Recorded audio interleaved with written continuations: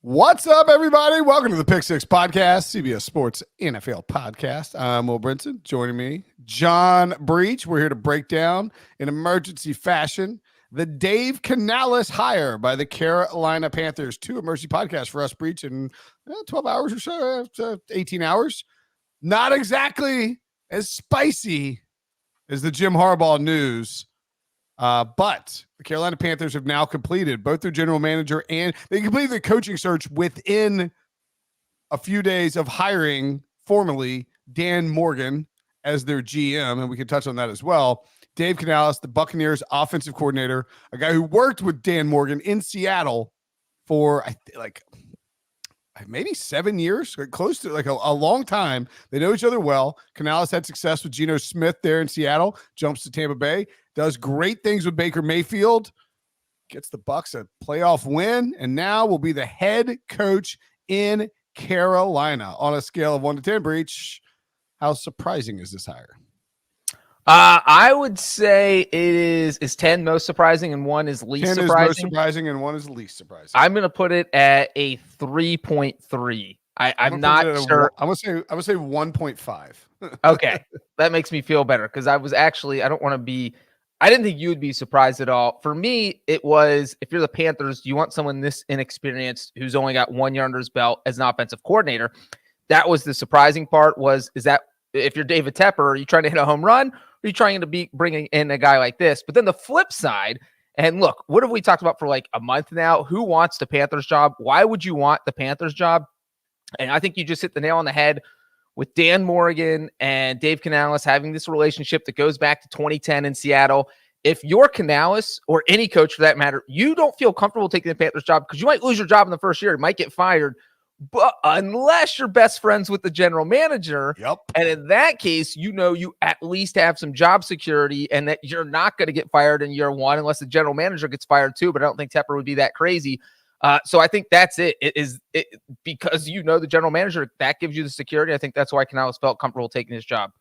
That's a great point. I also think, and we talked about this on Wednesday's podcast with Dews and BMAC, that a lot of times with these head coaching candidates, and I sort of pointed out how, you have to be. We were having a discussion like, do you need to be careful?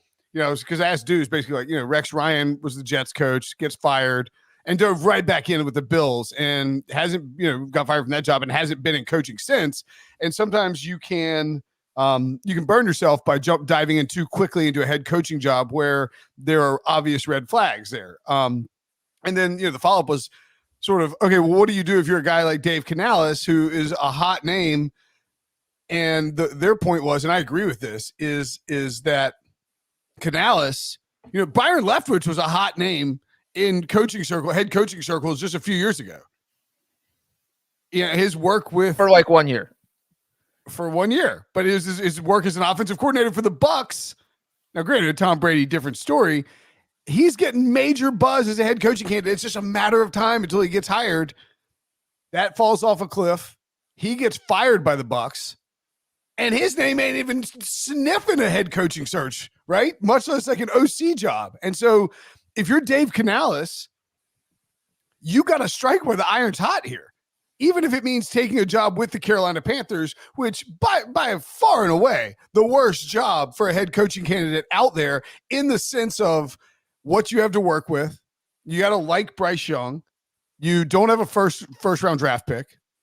You're in a division. Now, granted, you're taken away from your old team, the Bucs, by keep selling it, Brenton. Keep selling all the reasons why. It's the worst job by far. But if I'm Dave Canales and I've been an offensive coordinator for 1 year, and I am Dave Canales he's 40. He's my age.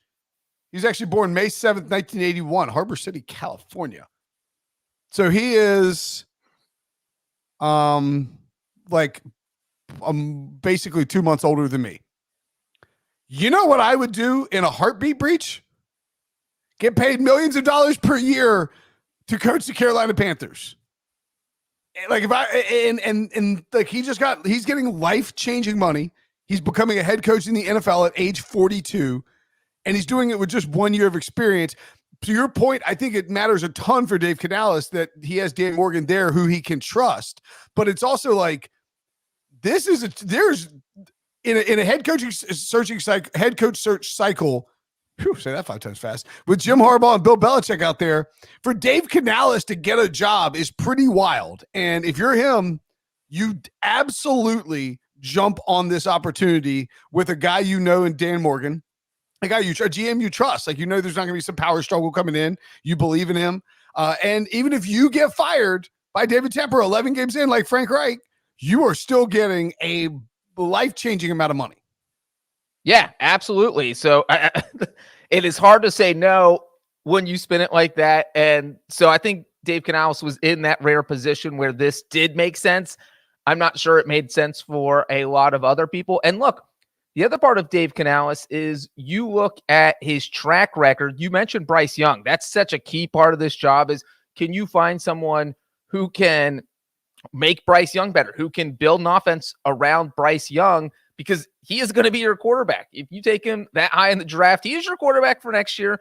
Probably next year, you're looking at least 2 more years, even if you don't like him. Even if he is not good, I think you have to start him for at least 2 more years. But best case scenario is your quarterback forever. Right?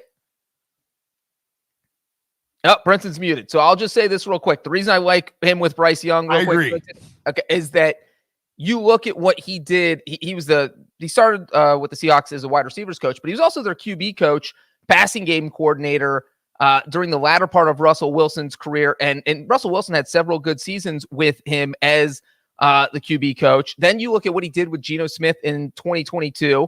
I mean, we can all agree that whatever happened to Geno Smith, something flipped, somebody helped him, whatever it was. He didn't look like the quarterback he was the early part of his career. He looked like a guy who could carry a team to the playoffs, and he did it. And then you look at what he did with Baker Mayfield in 2023. So when you look at those 3 things, you immediately think maybe this guy can actually make Bryce Young into a playoff caliber quarterback. And so, yeah, I think this is good for the Panthers. Yeah.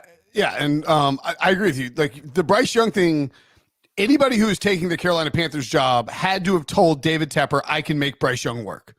Like, you're not getting this job by saying, I think Bryce Young sucks and we need a new quarterback. Because David Tepper wants Bryce Young to be right in the same way that Jerry Jones wants to win a Super Bowl as a general manager. It's a matter of pride at this point. And, you know, Bryce Young has caught plenty of heat for his performance this season. David Tepper's caught plenty of heat for meddling and drafting him. And I don't think that's going to slow down anytime soon. If Bryce Young becomes a good quarterback, everything, the criticism of David Tepper and the criticism of the Panthers eases up significantly. And whether or not that happens, I don't think we can know. I mean, it's too early in his career. It's too early to write him off as a bust too, like people like Pete Prisco do. But yeah, if you're Dave Canales, you told David Tepper, I can come in here, like you say, look, we need to get some wide receivers. We need to get some weapons for this guy.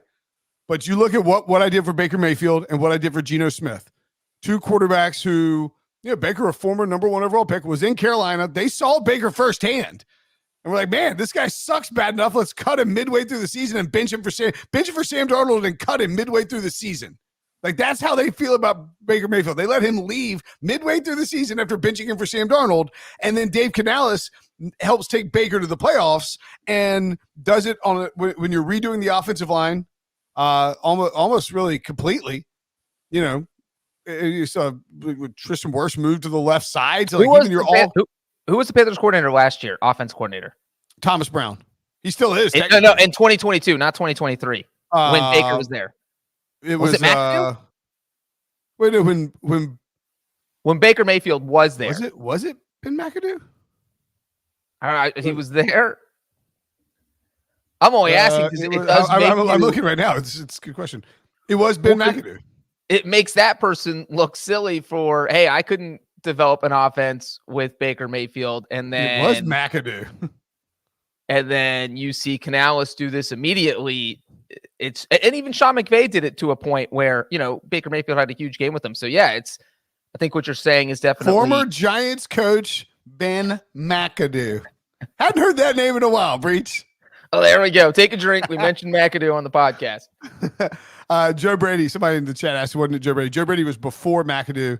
remember, this has been a situation with David Tepper where he's sort of forced the offense, he sort of forced the offensive coordinator on various coaches. Like Thomas Brown wasn't a guy that Frank Reich wanted to hire. Dave Tepper wanted a superstar coaching staff.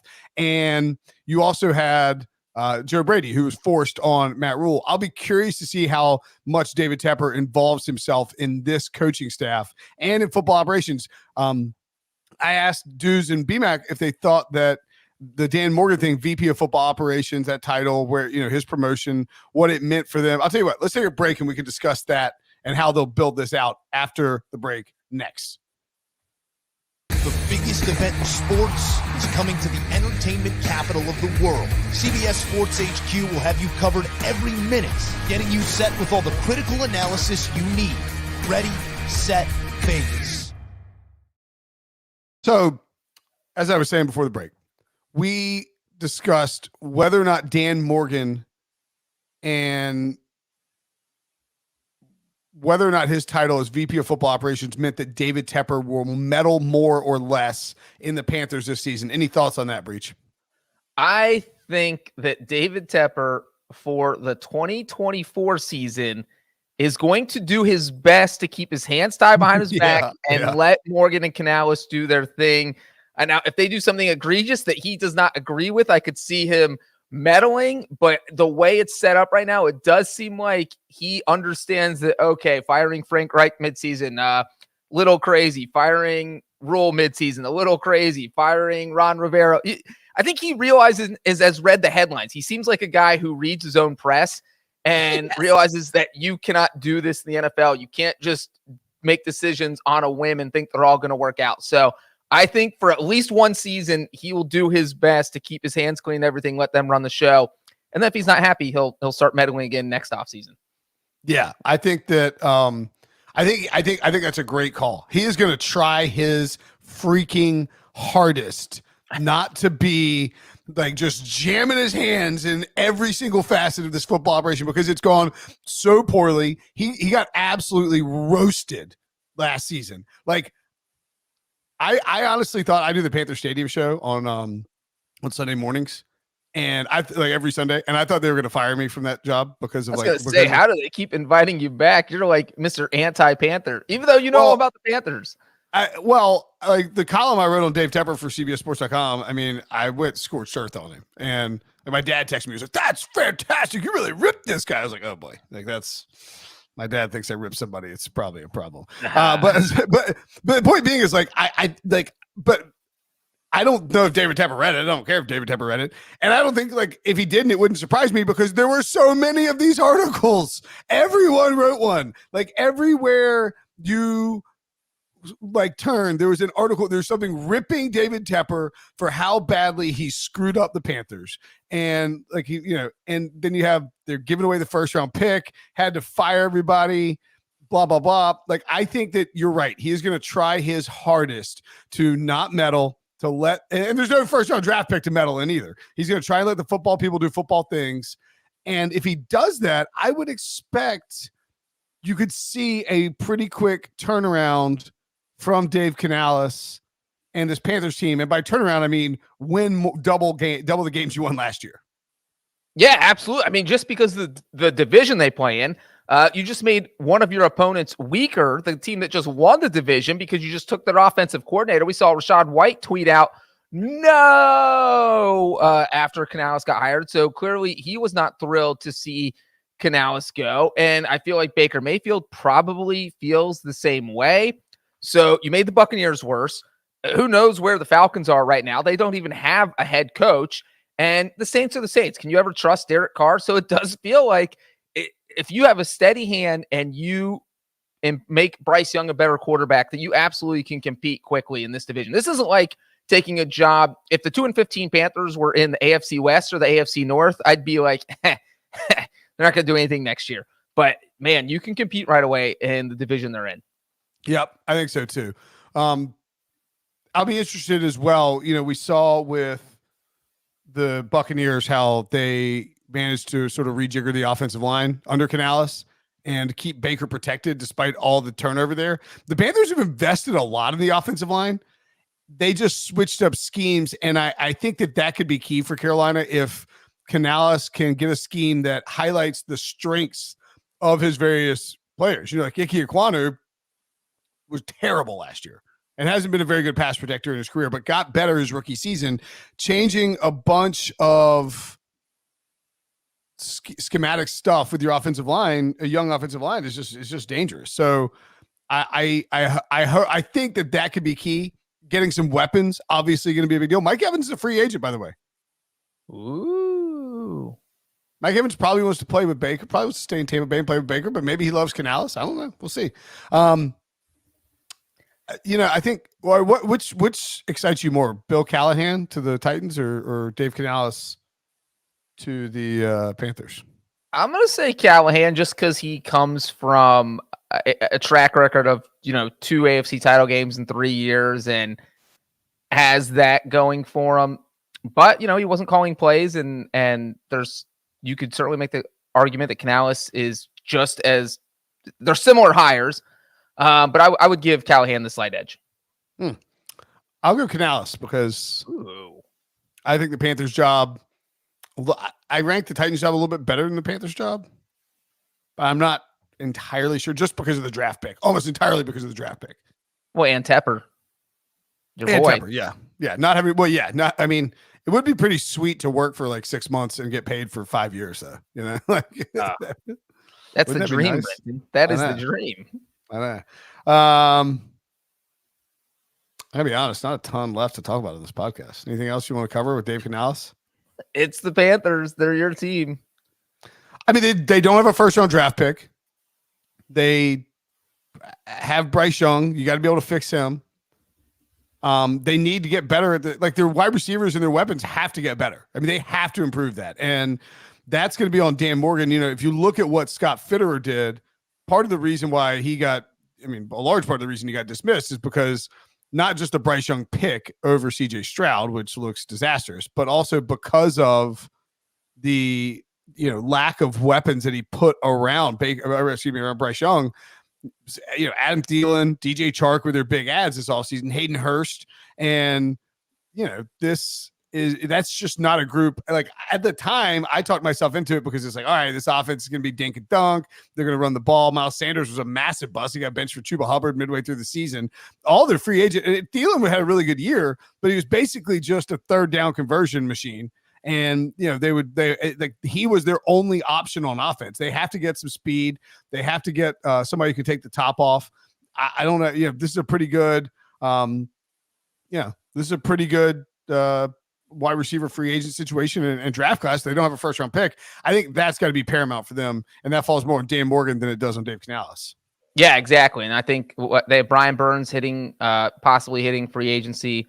So they have a couple decisions to make, but this isn't a Jim Harbaugh situation where you're $1 billion over the salary cap and you have to fix a whole mess this offseason. The Panthers aren't in bad shape at all, besides the fact that they don't have that first round pick. So it'll be interesting to see what they do this offseason. Agreed. All right. That's going to be a key thing to watch. That's the Panthers. They hired Dave Canales. It's exciting. Woo. Who knows what's going to happen? And as noted by Jonathan Jones, the 5th Mexican-American head coach in NFL history, which I feel obligated to mention as who was the first? A Mexican-American. I think it was Tom Flores. That's right. With the Raiders. And I think I only know that because... Does Ron Rivera count as 2 of those hires or just one? I think he only counts as one. Right? Yeah. I think and, the only reason I know the Flores one is because he was the head coach. His first year as head coach, Brinson, was 1979. Do you know who the Raiders kicker was during Flores' first year as head coach? I'm guessing it was Jim Breach. It was Jim Breach. There That's you go, awesome. man. We just tied it all together. We just tied everything together. Synergy, baby. All right, that'll do it for us. Thanks for watching. Thanks for listening. Dave Canales hired by the Carolina Panthers. We'll have much more on all the coaching hires for Breach. I'm Brinson. See you guys later.